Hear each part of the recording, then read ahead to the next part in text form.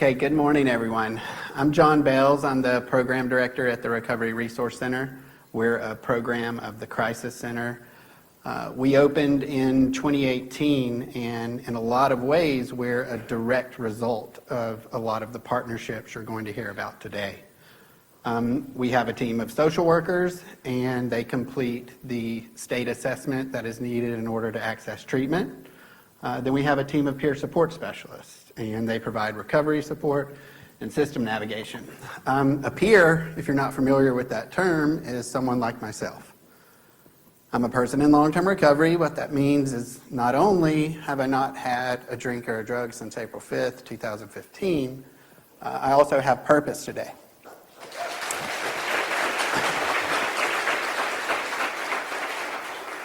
Thank you. And it's great to hear the applause, but lately I've been thinking a lot about that, and this is going to sound weird, but we need to stop applauding that. Recovery is a reality. People change. There's 23 million people like Stacy and myself in the United States of America that identify as being in recovery from substance use disorder. The applause feels good. You can keep it going. But yeah, I have purpose. I dropped my 6-year-old off at school this morning, right down the street. He goes to Advent, and he's in kindergarten. And every day we pass by this building. And this morning he said, "Daddy, that's where you're speaking today." And I said, "Yeah, buddy, it is." And he said, "Don't be nervous."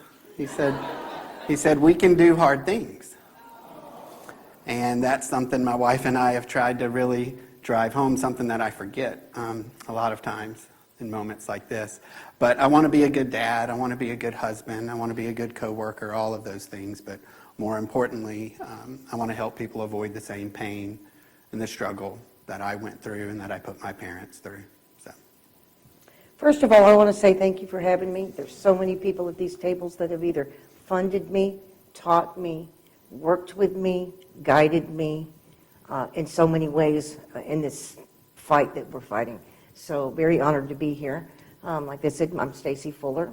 I have been in recovery from an opiate addiction since 2009. I started out, my family was military. I joined the Army and returned to Alabama and became a registered nurse here in Jefferson County, mostly in a critical care setting. I'm also ex-incarcerated as a result of drug-related crimes.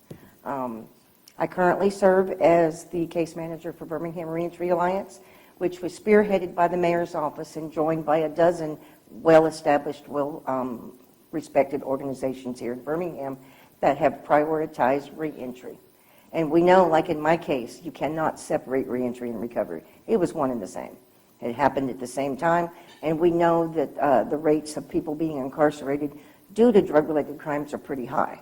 So our goal is to, if we facilitate and encourage recovery during the reentry process, it's going to be a smoother, more effective reentry and ultimately reduce recidivism rates. And like he said, recovery, to me, it means being present. It means being involved in my own life. You cannot be an effective mother, wife, sister, employee, friend, or community member if you're locked up or if you're in the middle of active addiction.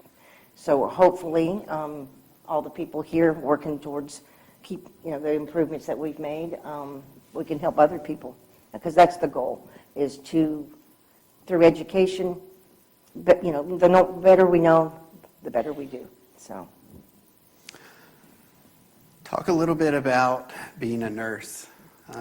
Back when, we've already seen the pain as a fifth vital sign when that was sort of popping up. Well, I started my first job in a cardiac critical care unit here in Birmingham, and it was more of a suggestion, pain is the fifth vital. And it was, in my knowledge, an attempt to facilitate better pain control in a clinical setting. So I think the intentions were fantastic. But as a result, we found ourselves, it became a mandate, first of all. And it was often talked about and pushed and pushed. And we found ourselves, talking that this was not going to end well, and I don't think it did.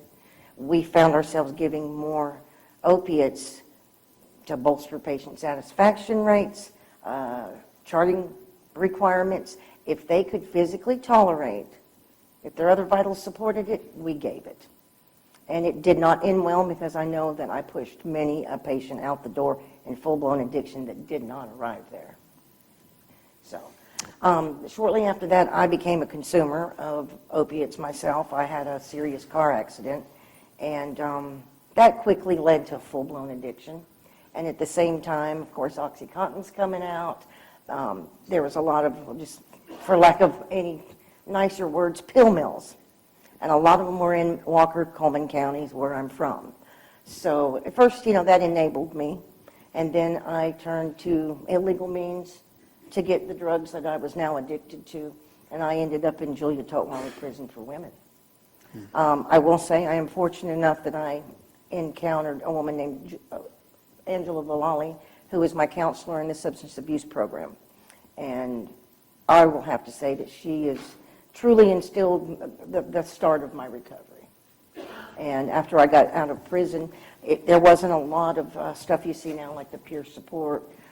I could have really benefited from that. But I got back into therapy and really addressed the root of the problem, which was anxiety, depression, and a late age 50 diagnosis of PTSD and ADHD. So I kind of was dealing with that, and she recommended that I apply to the Minds and Mentors program, which is a tract facilitated that you can get certification through Alabama Department of Mental Health to be a peer.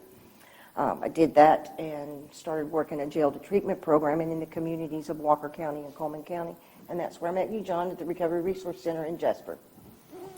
Yeah, I remember that. I remember that day when we met. It was an overdose awareness walk. It was August the 31st, which is International Overdose Awareness Day. I also remember the first time I took an opioid.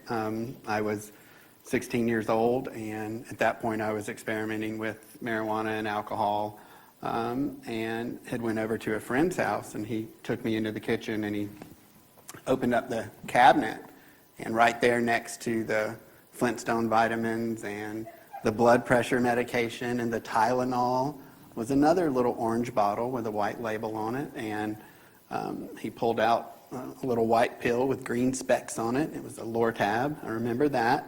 And he said, if we take these, we'll get high. And so we did, and we did.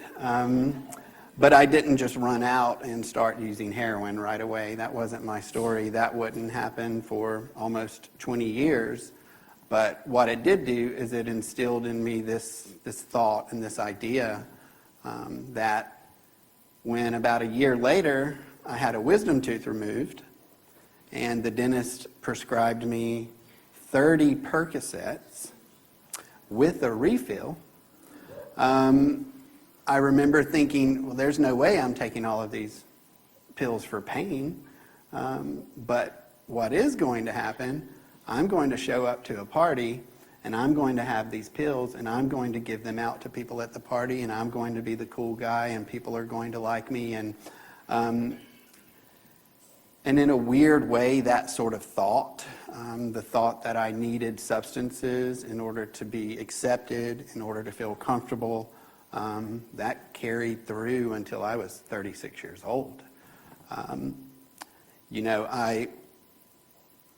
I struggled with polysubstance use for a long time. I graduated from UAB. I moved to New Orleans. I was in New Orleans during Hurricane Katrina. That sort of bounced me up to New York. And at one point, I was working what I thought was my dream job as an editor of a weekly paper in Manhattan. But I also had access to opioids, a lot of opioids. There are these little bodegas in New York, you might know. And there was a bodega right down the street from my house. And the guy sold a lot more than just coffee and bananas. But anyway, I found myself taking anywhere between 6 to 10 Percocets a day. And opioids didn't make me groggy. They didn't make me drowsy. They made me feel like Superman. I felt like I was able to be a better reporter. I was able to be a better person until I wasn't. Until the alcohol use, the opioid use, until I lost that job, until I found myself living out of a storage unit in Brooklyn and bouncing around friends' apartments, and eventually found myself for a 2-week stay in Bellevue. And I don't know if anyone knows what Bellevue is, but it's this country's oldest psychiatric hospital. And that's really where my recovery story begins, not just recovery from substance use, but recovery from my mental health issues as well, the shame and the guilt. Unless you've seen it, unless you've experienced it, those are the two prevailing emotions when someone is in active addiction that can cause them to start entertaining all sorts of thoughts, and also doing things that they said they would never do before. But eventually I found myself back here in Alabama, a lot of starts and stops with treatment along the way, but I found myself at a recovery residence with 50 other guys that thought the way I thought and were facing the same struggles. And then I began working for that recovery residence, and then I began working for the treatment center that I had went through, and then I found myself at the Recovery Resource Center. That sort of scratched a nonprofit itch that I had also from working in development at a nonprofit in New York. But I never thought, sometimes I speak to audiences, like younger, like schools, assemblies, and I always sort of say that thing where, hey, like, y'all probably think I'm a dork, right? But then I have to say, you probably don't say dork anymore. I don't know what you would say, but I used to be you. I sat in the audience, and the guy would come up here and tell us drugs are bad, and I never thought I would be that person. I never thought I would be standing here talking to you today. I think so many people that find themselves in recovery, they sort of begin to understand that in order to keep what we have, we've got to give it away to someone else. And so working in recovery is a huge part of my life. What are some of the things since you've been working that you think have really changed, or that you've noticed, or that sort of hit home as someone in recovery? I'll have to say that reality hit me a few months into my incarceration, and the chemicals that I'd been soaking my whole body and brain in were kind of clear. I don't like pat phrases, but jails, institutions, or death. And I realized that I was sitting in a place that the only further down I could go was 6 feet under and came with a tombstone. So rock on, 15 years later, and I will have to say the most significant thing in my mind is the access to Narcan. When I worked in Walker County, in the community as well as the jail, at the time, you had to have certain licensed personnel to dispense it. It wasn't over the counter. And I'll be honest, I went to prison for actually prescription fraud, so I wasn't going to do that again. I was very diligent about Jefferson County Department of Health still has this very efficient mailing system. You watch a very brief video, you sign understanding, you put your address in, and they mail it priority right to your house. And I would say 7 to 10 days. 7 to 10 days. So that was one of the things I did on intake to make sure, okay, it was going to arrive at their house, because I couldn't give it to them at the time. I couldn't come to Recovery Resource or Addiction Prevention or the Department of Health or they even have vending machines, free vending machines at the Tasty Freeze in Walker County, So that's what we would do. And I did this with a client, particularly, I'll never forget him. Got him signed up for his Narcan, called him, made an appointment to get an assessment so he could get on a bed. And 2 days later, his mother called me, hysterical, about 7 o'clock at night, and asked me to please come to the Walker County Jail, that the sheriffs had discovered a body fatal overdose in a building about 200 yards across the alley. So I went down there, kind of walked her through that. We had identified her son, went to the next steps, and I talked to the deputy and found out that he had not been alone, that the person had left. And I later found out that she had left because she had warrants, knew she was going to get arrested, and she didn't have any way to reverse his overdose. So 2 days later, she called me and said that her Narcan arrived in the mail. So I've often thought, would it have been different? Would the outcome have been different? I had to stop thinking that, because the outcome could still be the same, handing them the Narcan like I can now. But at least I sleep better at night knowing that I can sign on a client, immediately give him some education about harm reduction, give them the Narcan, the fentanyl test strips, which will test any other substance to see if it contains it, because that's what's the biggest side effect is respiratory depression, and you don't live if you don't breathe. So I'm happy to say that I would have to say Narcan is the most significant advancement that I have seen.